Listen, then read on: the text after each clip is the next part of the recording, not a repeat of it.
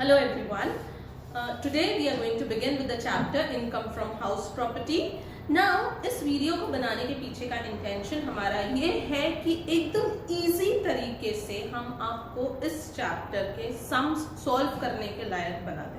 Okay, तो इसीलिए ज्यादा इन डेप्थ में ना जाते हुए आई विश कि जितना हम पढ़ाना चाह रहे हैं उससे आपको चैप्टर की कंसेप्चुअल नॉलेज तो मिल जाए and at the same time ये जैसा आप ऑनलाइन स्टडीज इस टाइम पे कर रहे हैं तो एटलीस्ट आपको समझ में आ जाए कि आपको सम्स किस तरीके से सॉल्व करने हैं। ओके, चलिए let's begin. So the first chapter that I am starting today is income from house property. इसमें सबसे पहले हमको समझना है कि इनकम फ्रॉम हाउस प्रॉपर्टी बोलते किसे हैं। सो द थिंग इज कि जब आप अपना घर किराए पर देते हैं किसी टेनेंट को रहने के लिए तो वो घर कमाई कर रहा होता है बराबर, और साल भर की जो कमाई आती है उसे बोला जाता है एनुअल वैल्यू। ठीक, तो एक घर से एक से ज्यादा घर अगर आपके हैं और आपने उनको किराए पर दिया हुआ है तो आपकी कितनी कमाई हो रही है साल भर में, that is called as income from house property. Okay, now एक कंप्यूटेशन चार्ट है जो आपको इसमें लर्न करना होता है इस चैप्टर में, और वो कंप्यूटेशन चार्ट आप अपने स्क्रीन पे देख सकते हैं। Determination of income from house property, the first thing is gross annual value. अब एक एक चीज को हम समझने की कोशिश करते हैं कि आखिर वो बोलना क्या चाह रहा है। तो first thing is gross annual value, मतलब साल भर में एक प्रॉपर्टी कितना कमाती है। अब इसके सामने हमने ब्रैकेट में लिख दिया है वर्किंग नोट, मतलब ये ग्रॉस एनुअल वैल्यू हमको आगे जाके कैलकुलेट करना पड़ता और फिर वहां से जो वैल्यू आई उसे उठाकर यहाँ पे लिखना पड़ता। Now I would like to tell you कि ग्रॉस एनुअल वैल्यू का computation is the most important part, क्योंकि अगर आपने फर्स्ट स्टेप ही रॉन्ग किया तो आगे जाके पूरा आपका सम रॉन्ग हो जाएगा। ठीक है, so will get into that letter. फिर उसमें से डिडक्ट करना पड़ता है म्युनिसिपल टैक्सेस। ऑब्वियसली आप जिस भी सिटी में रह रहे हैं वहां पे एक म्युनिसिपल अथॉरिटी होती है, जैसे नागपुर में एनएमसी है, तो एनएमसी आपको टैक्सेस चार्ज करती है, water tax, whatever, property tax, जो भी है आपका अलग अलग तरीके के टैक्सेस चार्ज करती है। तो अगर आपने म्युनिसिपल टैक्स अपने घर पे किया है, ठीक है, जो पहला डिडक्शन हमको मिलता है that is for municipal taxes. Okay, now municipal tax का जो डिडक्शन है दैट शुड बी पेड। ठीक है ना, पेड होना चाहिए, और उसके साथ साथ it should be paid by the landlord. कोई और अगर म्युनिसिपल टैक्स पे करेगा तो आपको डिडक्शन नहीं मिलेगा। तो बेसिकली एक पॉइंट के अंदर 2 पॉइंट्स याद रखने हैं कि म्युनिसिपल टैक्सेस का डिडक्शन तभी मिलता है when it is paid and it is paid by the landlord. Okay, so gross annual value में से जब हम म्युनिसिपल टैक्स डिडक्ट करते हैं तो हमको मिल जाती है नेट एनुअल वैल्यू, जिसे हम शॉर्ट में बोलते हैं NAV, net annual value. Okay, now इसके बाद you have to learn this less deduction under section 24। ये लर्न करना है बेटा। 2 डिडक्शन मिलते हैं, first is deduction A and second is deduction B। Standard deduction which is 30% of the NAV। तो ये स्टैंडर्ड फिगर है, आपको लेना ही लेना है, सब में बोला नहीं होता है but you have to take, इसलिए स्टैंडर्ड बोला गया उसको। ओके, एंड दूसरा इंटरेस्ट ऑन बोरोड कैपिटल, मतलब अगर ये घर बनाने के लिए आपने कहीं से बैंक से लोन लिया था तो उस लोन पे जो आप इंटरेस्ट भर रहे हैं उसका आपको यहाँ पे डिडक्शन मिलता है। ठीक है, और इसके बाद जो फाइनल वैल्यू आती है उसे हम बोलते हैं इनकम फ्रॉम हाउस प्रॉपर्टी। ठीक है, ये फॉर्मेट एज इट इज आपको लर्न करना है, और पेपर अगर ऑफलाइन मोड में अगर आप कभी भी देंगे तो ये फॉर्मेट एज इट इज आपको लिखना होगा। ठीक है, so this is the first thing. फिर इसके बाद how do we determine the annual value, आप किस तरीके से डिटरमाइन करेंगे। हमने क्या बताया, what is annual value. Annual value is nothing but साल भर में एक घर कितना कमा रहा है। ठीक है, तो वो एनुअल वैल्यू डिटरमाइन करने के लिए हमारे पास 4 ऑप्शंस रहते हैं। अगर आपका घर आपने रेंट पे दिया हुआ है, रेंटेड प्रॉपर्टी है तो जो आपको सच में किराया आ रहा होगा that is called as actual rent. Okay, rent received और रिसीवेबल। देन जैसे हमने बताया कि म्युनिसिपैलिटी रहती है हर सिटी में, तो वो हर एक घर का अंदाज लगाती है कि ये घर अगर है तो ये इतना इतना साल भर में कमाई करेगा, तो that is the municipal valuation. Then fair rent of the property. Now fair rent को आप ऐसे समझ सकते हैं कि लोकेलिटी के हिसाब से घर जिस एरिया में, देखिए अगर 4 माले की बिल्डिंग है कोई पॉश एरिया में तो बट ऑब्वियसली उसका रेंट ज्यादा होगा, और यही प्रॉपर्टी अगर किसी स्लम एरिया में है तो उसका रेंट अलग होगा।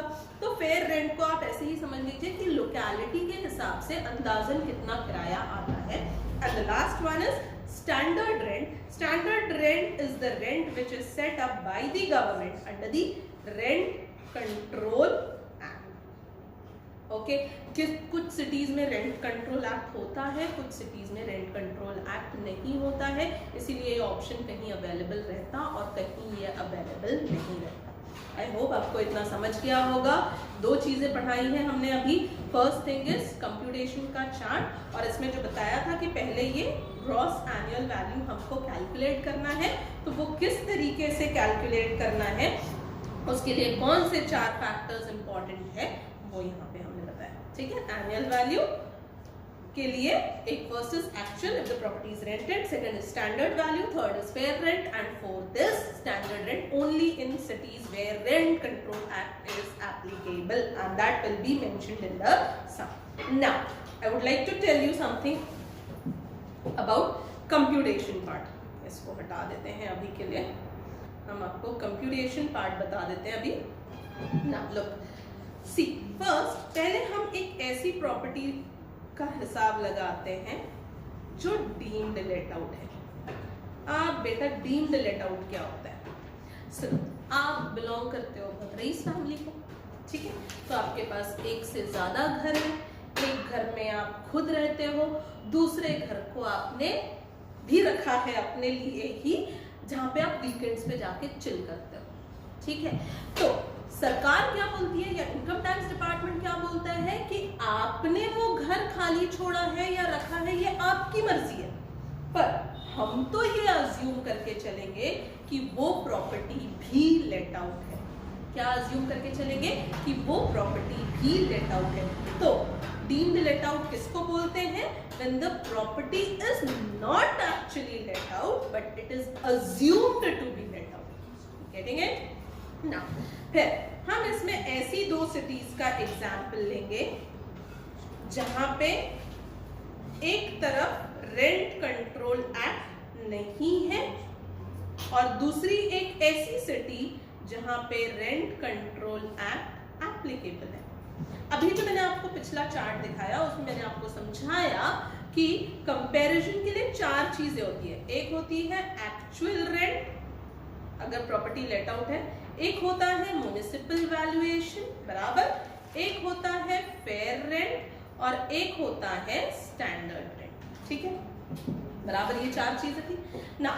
हमने शुरू में ही क्या बोल दिया कि भैया हमारी प्रॉपर्टी डीम्ड लेट आउट है। डीम्ड लेट आउट है मतलब किराए पर तो नहीं है, और अगर किराए पर नहीं है इसका मतलब किराया तो नहीं आ रहा, तो एक्चुअल रेंट होगा ही नहीं मेरे पास कंपैरिजन के लिए बराबर। तो बचे क्या? ये 3 चीजें, municipal valuation, standard rent and fair rent. Now when I take a city जहां पे रेंट कंट्रोल एक्ट भी नहीं है, मतलब मेरे पास स्टैंडर्ड रेंट भी नहीं होता कंपैरिजन के लिए बराबर। तो बचा क्या? 2 चीजें, municipal valuation and fair rent. So municipal valuation given रहेगा सब में, फेयर रेंट भी गिवन रहेगा सब में। ठीक है, सो नाउ म्युनिसिपल वैल्यूएशन और फेयर रेंट, सपोजिंगली हम एक एग्जांपल ले रहे हैं कि अगर म्युनिसिपल वैल्यूएशन साल भर का 10,000 है और फेयर रेंट साल भर का 11,000 है, तो इसमें से जो whichever is more that is considered as your expected rent, यानी इतना आप एक्सपेक्ट कर सकते हैं, और इसी को आगे क्या बना दिया जाता है? GAV यानी आपका ग्रॉस एनुअल वैल्यू। ओके, कौन सी सिटी बेटा? जहां पे रेंट कंट्रोल एक्ट नहीं। अब हम उस सिटी का एग्जांपल लेते हैं जहां पे रेंट कंट्रोल एक्ट है। तो अगर रेंट कंट्रोल एक्ट है मतलब मेरे पास कंपैरिजन के लिए स्टैंडर्ड रेंट भी आ जाता है, बराबर। सो म्युनिसिपल वैल्यूएशन, फेयर रेंट, तो देखिए इन दोनों में से तो निकलेगा whichever is more. Let's continue with the same example कि ये 10,000 है और ये 11,000 है, इसमें से निकला विच एवर इज मोर यानी 11,000, बराबर। Now this 11,000 has to be compared with standard rent। ये जो 11,000 निकला है इसको कंपेयर करना है स्टैंडर्ड रेंट के साथ। Okay, now if my standard rent is 9,000, my standard rent is 9,000, तो इसमें से लेंगे whichever is less, which ever is less, so that comes out to 9,000, so that is your expected rent and that is your GAV। I hope आपको ये chart समझ में आ गया होगा, ठीक है। Just will go through it again. देखो हम फिर से समझा रहे हैं, डीम्ड लेट आउट प्रॉपर्टी है, RCA नो, इस केस में municipal valuation and fair rent, whichever is more that is my expected and that is my GAV। now if ऐसी सिटी का एग्जांपल है जहां पे RCA है, तो first of all municipal valuation and fair rent whichever is more compared with standard rent, और फिर इन दोनों में से whichever is less that is my expected rent and that is my GAV। okay, so now let's continue with the computation of GAV। अभी जो हमने आपको पढ़ाया that was when the property is deemed let out। deemed let out बोले तो जब सच में हमने प्रॉपर्टी को किराए पर नहीं दिया है, फिर भी ये अज्यूम किया जा रहा है कि प्रॉपर्टी रेंटेड है, that is called as deemed let out। okay, so अब हम देखेंगे when the property is actually let out, when the property is actually let out। बेटा सिचुएशंस दोनों में सेम ही रहेगी। एक यहाँ पे लेंगे हम ऐसी सिटी जहाँ पे RCA नहीं है, मतलब रेंट कंट्रोल एक्ट नहीं है, और एक ऐसी सिटी जहाँ पे रेंट कंट्रोल एक्ट है। तो होता क्या है, देखो फिर से यहाँ पे कंपैरिजन के लिए सिर्फ दो चीजें होती है, म्युनिसिपल वैल्यूएशन और फेयर रेंट, और इस सिनेरियो में municipal valuation, fair rent and standard rent, ऐसी तीन चीजें आ जाती है, बराबर। करना क्या है, same rule applies over here कि यहाँ पे से जो विच एवर इज मोर रहेगा वो हो जाएगा मेरा एक्सपेक्टेड रेंट, और दूसरे सिनेरियो में यहाँ पे जो म्युनिसिपल वैल्यूएशन और फेयर रेंट में से ज्यादा निकलेगा whichever is more that has to be compared with standard rent, और फिर इसमें से लिया जाएगा whichever is less. Okay, ये हो जाएगा एक्सपेक्टेड रेंट। कोई भी सिचुएशन हो, अगर नो वाली है तो इस तरफ से आना है, यस वाली हो तो उस तरफ से आना है। अब आपको करना क्या है, क्योंकि प्रॉपर्टी लेट आउट है, इसका मतलब एक्चुअल रेंट भी तो मिल रहा है ना, तो ये एक्सपेक्टेड रेंट को मुझे आगे जाके कंपेयर करना है एक्चुअल रेंट से, जो किराया if I am the landlord मेरे हाथ में आ रहा है। ओके, सो दो सिचुएशंस हो सकती है यहाँ पे, कैसी, if actual rent is more than expected, मतलब मैंने एक्सपेक्ट 10,000 किया पर मेरे पास किराया 12,000 आ रहा है। इसको ऐसे भी लिख सकते हैं, actual rent is more than expected rent, yes और नो, ठीक है। तो when actual is more than expected, तो अच्छा ना भैया, ज्यादा किराया आ रहा है ना आपके पास, तो भरो उस पे टैक्स। तो जो एक्चुअल रेंट है वही आपका GAV हो जाता है, ठीक। और दूसरी तरफ if actual rent is less than expected, मतलब एक्चुअल रेंट कम है एक्सपेक्टेड से, एक्सपेक्ट ज्यादा किया था, आप कम रहा है किराया। तो यहाँ पे ना थोड़ी सिचुएशन ग्रिप हो जाती कि भैया क्यों, क्यों ऐसा हो रहा कि मेरा घर इतना बढ़िया होने के बावजूद मुझे किराया कम आ रहा? तो दो ऑप्शंस रहते हैं यहाँ पे, इफ नहीं लिखेंगे,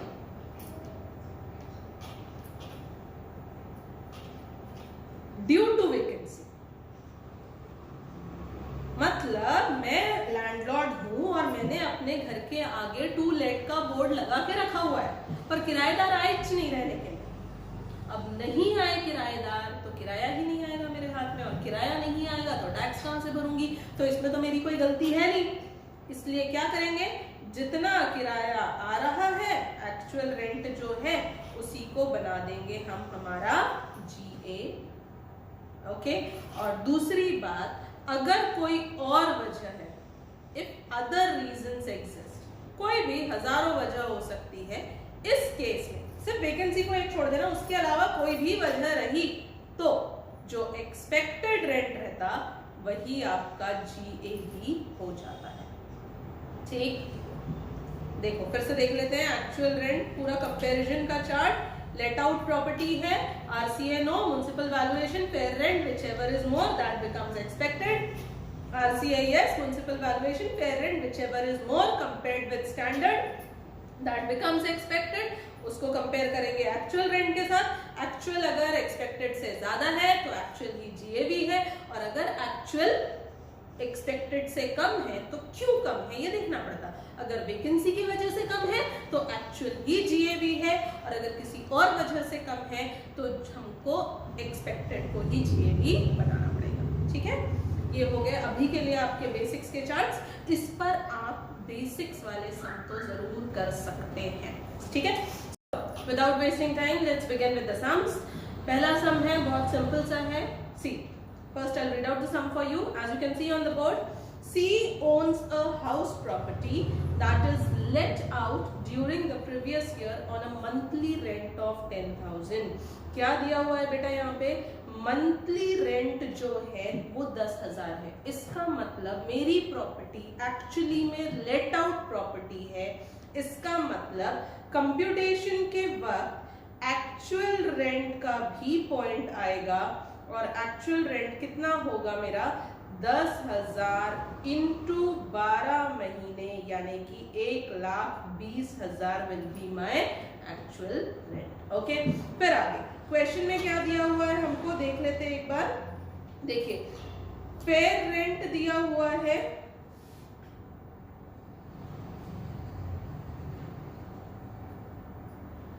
फेयर रेंट दिया हुआ है 96,000। Fair rent is 96,000, municipal valuation is 84,000 and standard rent is 1 lakh.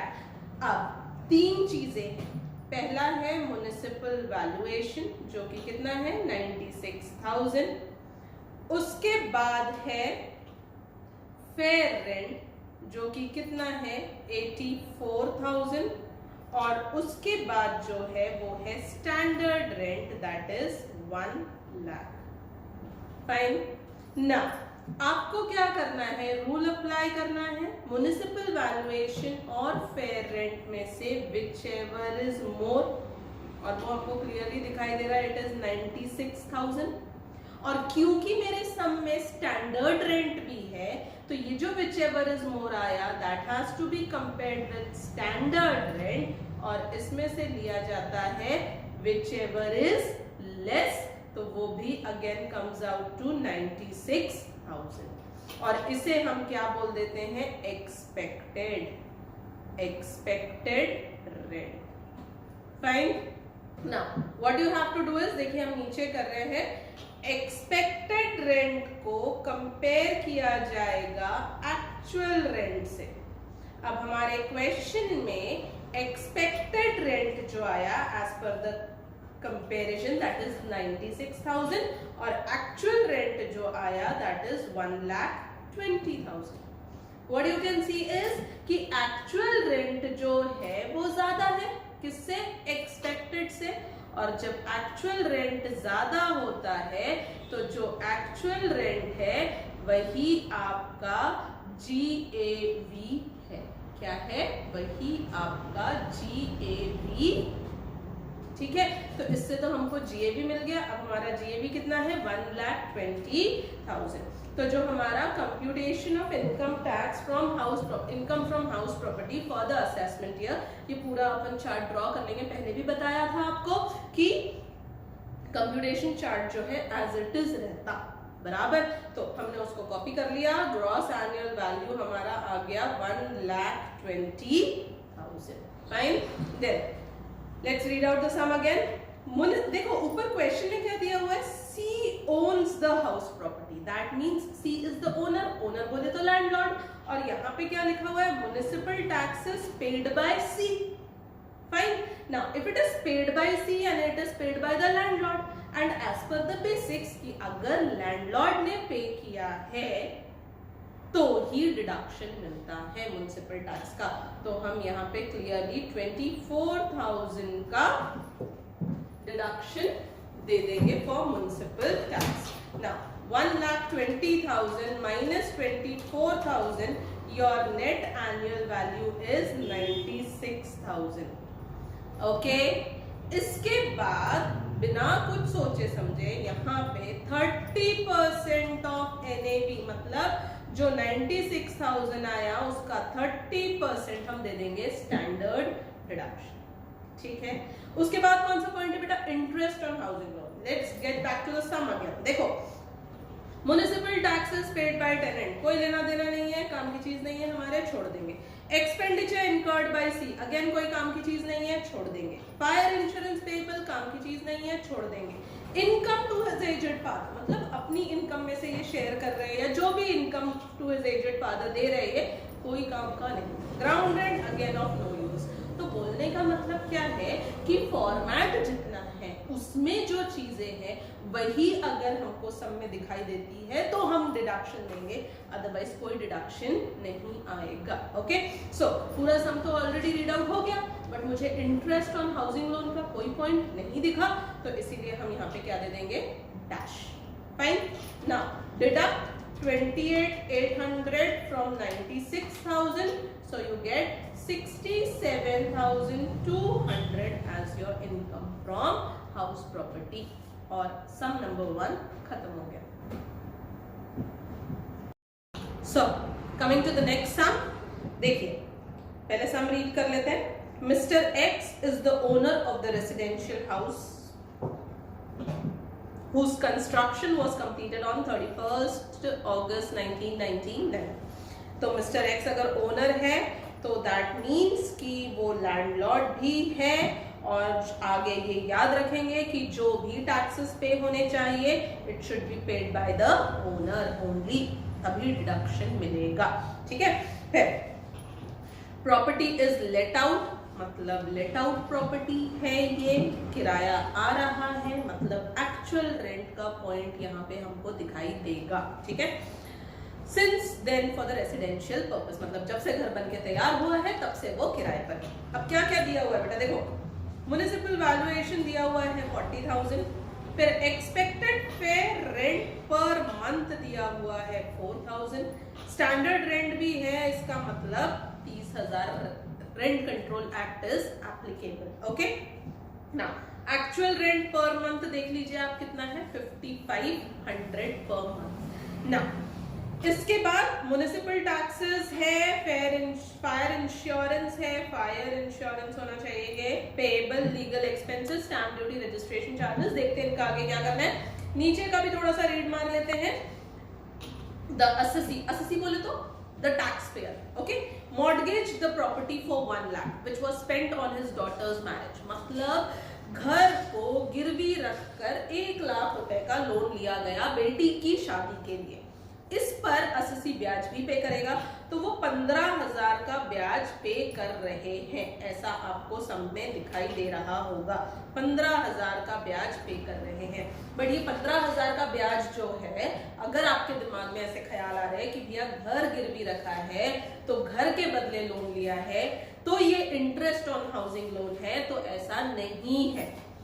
जब हम इंटरेस्ट ऑन हाउसिंग लोन की बात करते बेटा, तो वो जो लोन लिया जाता है वो सिर्फ घर के कंस्ट्रक्शन, एक्विजिशन, परचेज, रिपेयर और रिन्यूअल, मतलब घर के लिए लोन लिया जाना, ठीक है, बेटी की शादी के लिए लोन लिया जाना नहीं, that is not the point, okay now so इसका कोई मतलब नहीं है हमारे लिए। फिर the assessee claims that he paid 6,000 to his widow mother from the income of house property, मतलब जो कमाई आ रही थी वहां से 6,000 रुपए उस कमाई में से उसने अपनी विधवा माँ को दिया। अच्छा काम किया, बट यहाँ पे इनकम टैक्स में उसका कोई रोल कॉल नहीं है, ठीक है। फिर उसके बाद the assessee had not realized, look into this point, the assessee had not realized rent from his tenant for 2 months, मतलब बेचारे लैंडलॉर्ड को 2 महीने का किराया नहीं मिला है। इसे बोला जाता है अनरियलाइज्ड रेंट, मतलब किराएदार तो था घर पे हमारे, पर किराया नहीं दिया, अनरियलाइज्ड रेंट। नुकसान हुआ ना बेचारे इसका, लैंडलॉर्ड का। तो अभी देखो उसका भी एक है प्रोविजन, बता रहे आगे क्या लिखा है, and he proved his claim to the entire satisfaction of the assessing officer that the condition for the admissibility were satisfied, मतलब वो ये प्रूव करने में सफल रहा कि भैया सच में मुझे किराया नहीं मिला है 2 महीने का, ठीक है। तो देखिए अब सब तो हो गया, अब हम कंप्यूटेशन करते हैं। तो यहाँ पे हम आपको कुछ वर्किंग नोट्स बता देते हैं। देखिए कंप्यूटेशन ऑफ GAV, ठीक। सबसे पहले हमेशा याद रखेंगे म्युनिसिपल वैल्यूएशन लेंगे जो कि कितना दिया हुआ है 40,000। फिर फेयर रेंट लेंगे जो कि दिया हुआ है 4,000 पर मंथ। तो आपको क्या करना है, इसको multiplied by 12 months, that will be 48,000। इसमें से लेंगे whichever is more, so whichever is more आ जाएगा बेटा 48,000, ठीक। यहां तक तो समझ गया होगा। उसके आगे क्योंकि हमारे सब में स्टैंडर्ड रेंट भी है तो उसे भी कंसिडर करना पड़ेगा, and that is 30,000।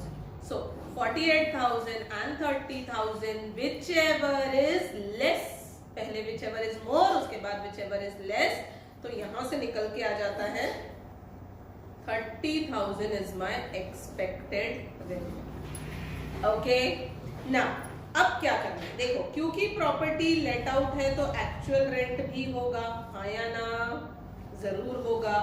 Actual rent ऊपर क्वेश्चन में दिया हुआ है 5,500 रुपए पर मंथ है।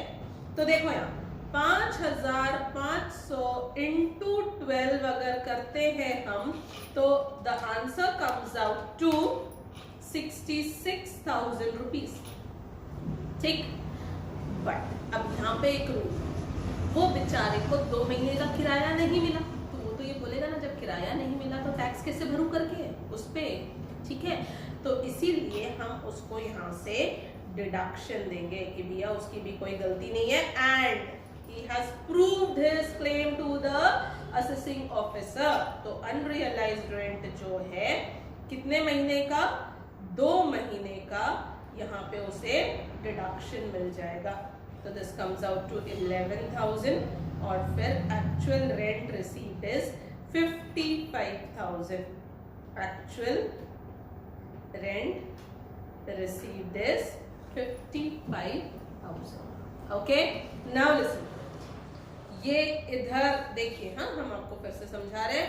ये यहाँ पे आया था 30,000 का एक्सपेक्टेड रेंट, ये यहाँ आ गया 55,000 का एक्चुअल रेंट। अब अपने को क्या करना है, the expected rent is to be compared with actual rent, और यहाँ पे एक्सपेक्टेड इज 30,000, एक्चुअल इज 55,000।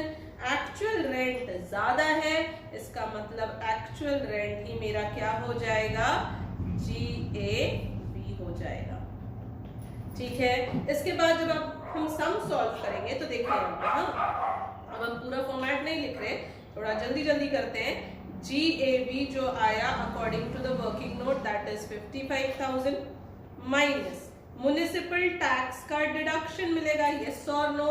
देखिए बेटा, ऊपर सम में अगर हम जाते हैं और इस पॉइंट पे गौर करते हैं, म्युनिसिपल टैक्सेस टोटल कितना दिया हुआ है 6500, पर अंदर क्या लिखा है, including 500 paid by the tenant, मतलब 6500 का म्युनिसिपल टैक्स गया, पर उसमें से 500 रुपए किसने पे किया, टेनेंट ने। तो जो टेनेंट वाला 500 है उसे हटा दो, क्योंकि वो कंसिडर नहीं करना है अपने को, तो वो हटा देंगे तो बचा कितना 6000। तो 500 रुपए टेनेंट ने पे किया, मतलब बचे हुए 6000 लैंडलॉर्ड ने पे किया। और यही तो अपनी कंडीशन है ना, कि जो म्युनिसिपल टैक्स है अगर वो लैंडलॉर्ड पे करता है तो ही डिडक्शन मिलता है। तो इसीलिए यहाँ पे जो डिडक्शन मिलेगा तो 6500 में से 500 माइनस कर देंगे तो कितने का मिलेगा डिडक्शन, 6000 का। ओके, नाउ इसके बाद 55,000 minus 6,000, the answer is 49,000। This is my NAV यानी नेट एनुअल वैल्यू। इसमें से पहला deduction under section 24A 30% of NAV, जिसको हम बोलते हैं स्टैट्यूटरी डिडक्शन, है ना। तो 49,000 का 30% कम्स आउट टू 14,700। फिर B interest on housing loan. Now sum तो हम पढ़ चुके थे, एक ही इंटरेस्ट की बात आई थी, वो भी घर गिरवी रखकर, वो भी बेटी की शादी के लिए, तो वो वाला इंटरेस्ट हम कंसिडर नहीं करते। तो बस अब 49,000 में से 14,700 माइनस कर देंगे, so 34,300 is your income from house property. Okay, I hope you have understood the sum. Okay, now let's begin with the third sum. S has 3 residential properties। क्या कर दिया इस सम में, 3 रेसिडेंशियल प्रॉपर्टीज आपको दी गई है, details of which are given below. तो देखिए ये property number 1, property number 2 and property number 3। तो बेटा अपने को अब इस सम के लिए 3 बार GAB का कैलकुलेशन करना पड़ेगा, ठीक है। तो देखो फर्स्ट यहीं पे कर दे रहे हम फर्स्ट प्रॉपर्टी का। म्युनिसिपल वैल्यूएशन दिया हुआ है भैया 10,000, उसी सीक्वेंस में जाते हैं अपन, ठीक है। ये हो गया आपका म्युनिसिपल वैल्यूएशन। फिर रेंट रिसीवेबल और रिसीव्ड ऐसा लिखा है, मतलब एक्चुअल रेंट, और एक्चुअल रेंट को तो अपन आखिरी में लेते कंपैरिजन में, तो उसको अभी छोड़ देंगे। Second thing is fair rent. So fair rent हमको कितना दिया हुआ है 14,000। Now what we can see is 10,000 और 14,000 में से अगर whichever is more निकाला जाए तो हमारा आंसर आता है 14,000, बराबर। देन स्टैंडर्ड रेंट भी दिया हुआ है, that is 18,000. So this 14,000 has to be compared with 18,000, और अगर ये दोनों को कंपेयर करते हैं तो whichever is less, that is my expected rent, तो जो कि आ गया है कितना 14,000, बराबर ना। ये देखो यहाँ पे अब इस रेंट को, ये तो हो गया कौन सा अपना एक्सपेक्टेड तक आ गए।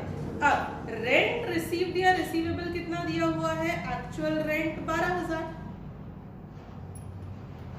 अब क्या दिखाई दे रहा है, देखो एक्सपेक्टेड 14,000 है, मतलब हम उम्मीद कितने की लगा के बैठे थे 14,000 की, पर आए कितने 12,000। और जब कम आते हैं पैसे तो हमें देखना पड़ता वजह कि क्यों कम है करके। तो 2 कैटेगरीज में डिवाइडेड है वजह, if you all remember the basics. If actual is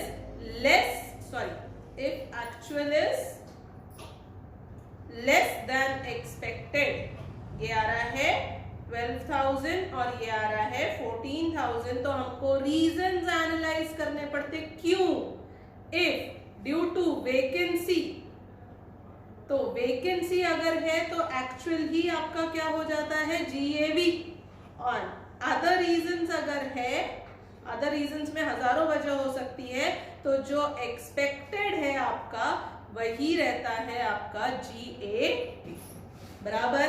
अब सुनो ध्यान से, ड्यू टू वेकेंसी होता तो एक्चुअल GAV होगा, ऐसा बोला गया है, पर क्या हमारे सम में ऐसा कहीं बोला है क्या कि प्रॉपर्टी वेकेंट थी। आगे भी अगर आप जल्दी जल्दी नजर घुमाते हैं 2-3 लाइंस जो है उसमें भी कहीं वेकेंसी की बात नहीं किया है। इसका मतलब ये है कि जो कम आ रहा है किराया that is due to other reason, और अदर रीजन में एक्सपेक्टेड ही जीएवी होगा। इसका मतलब फर्स्ट वाले प्रॉपर्टी में जीएवी जो है मेरा वो आएगा 14,000। कितना आएगा? 14,000। Okay, now if you do it for the second property also, तो वहां पे municipal valuation is 10,000। Okay, fair rent देखो बेटा यहाँ पे भी 14,000, विच एवर इज मोर, यानी 14,000 ही निकलेगा इन दोनों में से, which ever is more. And standard rent यहाँ पे 13,000 है, तो इन दोनों में से विच एवर इज लेस, तो 13,000 इज माई एक्सपेक्टेड रेंट, है ना। अब यहाँ पे एक्चुअल कितना है? 12, अगेन 12, एक्सपेक्ट किया था 13, आ रहा है 12, मतलब, और वैकेंसी बोला नहीं है, इसका मतलब जीएवी जो है मेरा वो रहेगा 13,000 ओनली, एक्सपेक्टेड ही। ठीक है, अब जल्दी जल्दी थर्ड वाले इसका भी निकाल लेते हैं हम। देखिए again municipal valuation 10,000, fair rent 14,000, same it goes, तो यहाँ पे भी विच एवर इज मोर ये आ जाएगा 14,000। स्टैंडर्ड रेंट नॉट एप्लीकेबल, मतलब इस सिटी में रेंट कंट्रोल एक्ट नहीं है, ठीक है, तो 14,000 ही मेरा क्या हो जाता है? एक्सपेक्टेड हो जाता है, बराबर। और यहाँ पे एक्चुअल रेंट कितना है? 15,000 मेरा एक्चुअल रेंट है।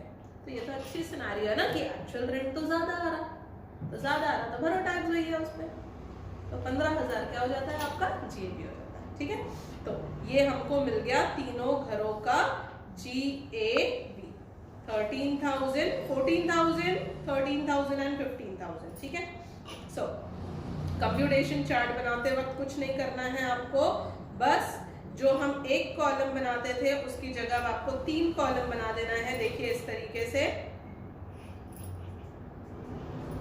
Property number 1, 2 and 3, this is GAV minus municipal taxes, तो मिलेगा एनएवी, फिर उसमें से पहला deduction under section 24A 30% of NAV, फिर उसके बाद बी में इंटरेस्ट ऑन हाउसिंग लोन, और उसके बाद आ जाता है मेरा इनकम फ्रॉम हाउस प्रॉपर्टी, बराबर।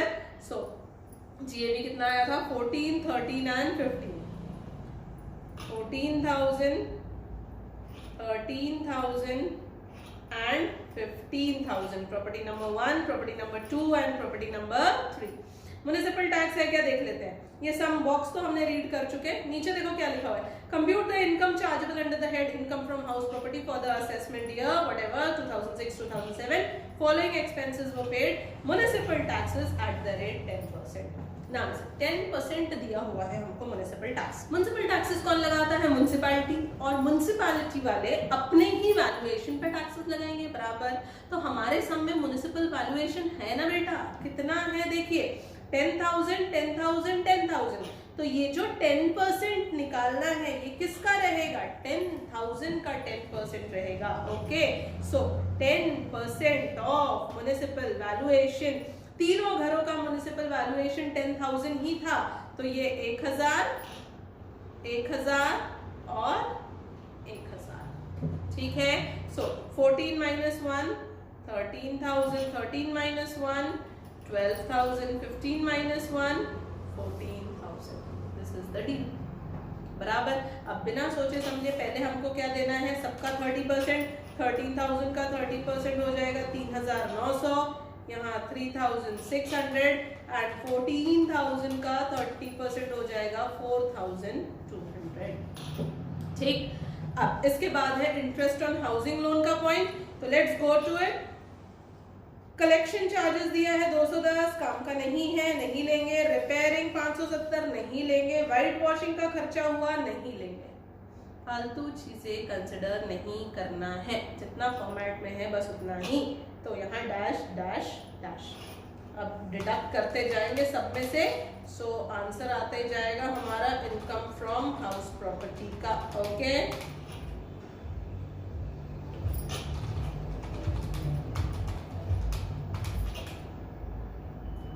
Fine. So this is is the case. अब आपको क्या करना है, नीचे सीधा टोटल इनकम लिखना है, total income from house property, और ये तीनों इनकम्स को ऐड कर देना है।